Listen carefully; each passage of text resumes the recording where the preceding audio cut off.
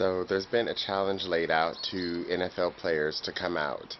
Apparently, the NFL has been even interviewing some of its players to find out if there are any gay players who could sort of come out and be the poster boy for, well, pandering to its fan base, who is now more progressive, perhaps, than the NFL.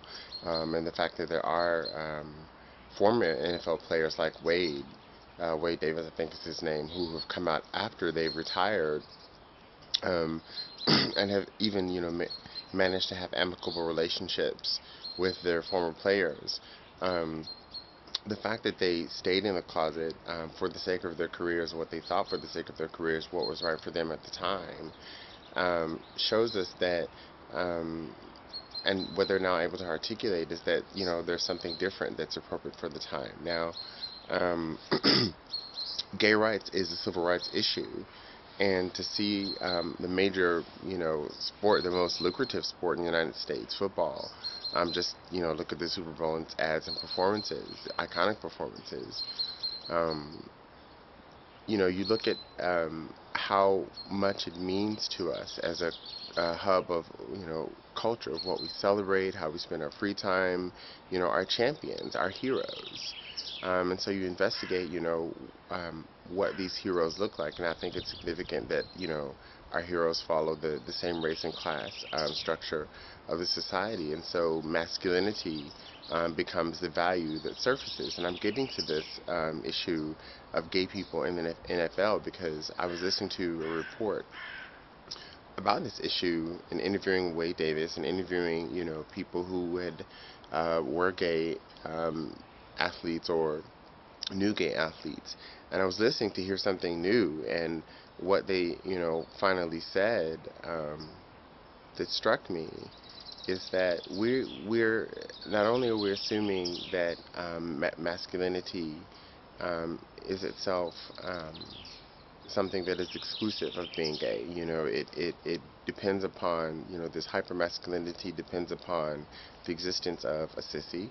And so, we hear a lot of the locker room talk is, to put someone down, to put a boy down, you call him a sissy, a fag, a little girly, anything not masculine. And the opposite of masculine, the worst, is not even just a woman, but, an effeminate man.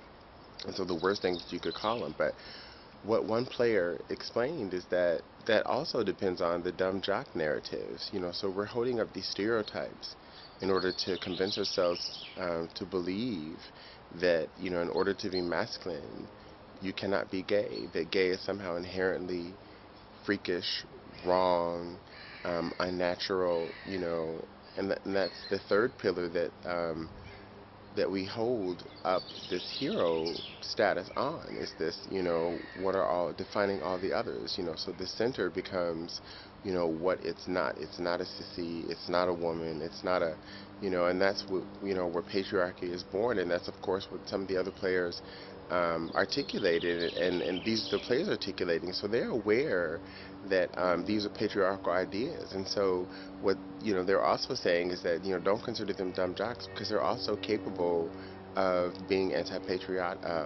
patriarchal. They're also able to divest from anti patriarchal thinking just because they use their bodies which in an apparently ultra masculine way to sort of I mean, what's more masculine than opposite of sort of using your feeling, your dialogue the feminine way, but to brute force, to train, based on the very male hormone testosterone, to display as much testosterone in your body, your pose, and that's what athletics ultimately does and celebrates, and so it's a very masculine endeavor, and so to see that the players are able to separate patri- um, patriarchal thinking from the language that they use. Players are saying just because we use, these nasty words amongst each other, these, non-PC terms to deride each other, doesn't mean that we actually believe that, for example, gay is something to be derided. It's not only that they've all known gay players, but they talk about the ways that they also respected their closet space, and that's a different way of looking at coming out. is that while you're in the closet, there are people who know without knowing, and they willingly, you know, keep your secret, or don't even confront you with the fact that they do know it.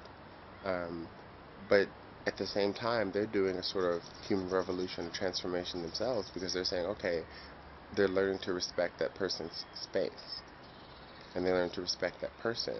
And so, players are suggesting that, many of them have done the work of conquering their own homophobia.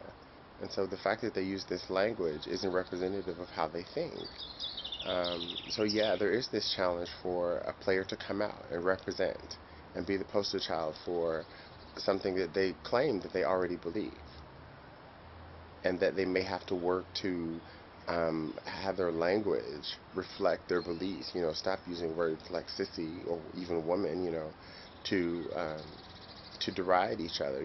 Call someone to call a man a little girl. It's just like, castrating them. Literally, it's the language of castration. It's the language of oppression. It's used to slap and beat and rough each other up.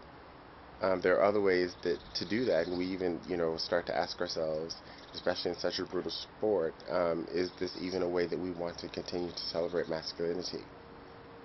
But what I'm also saying is, since it's there, it's transforming itself from the inside out. Let them decide. Come out.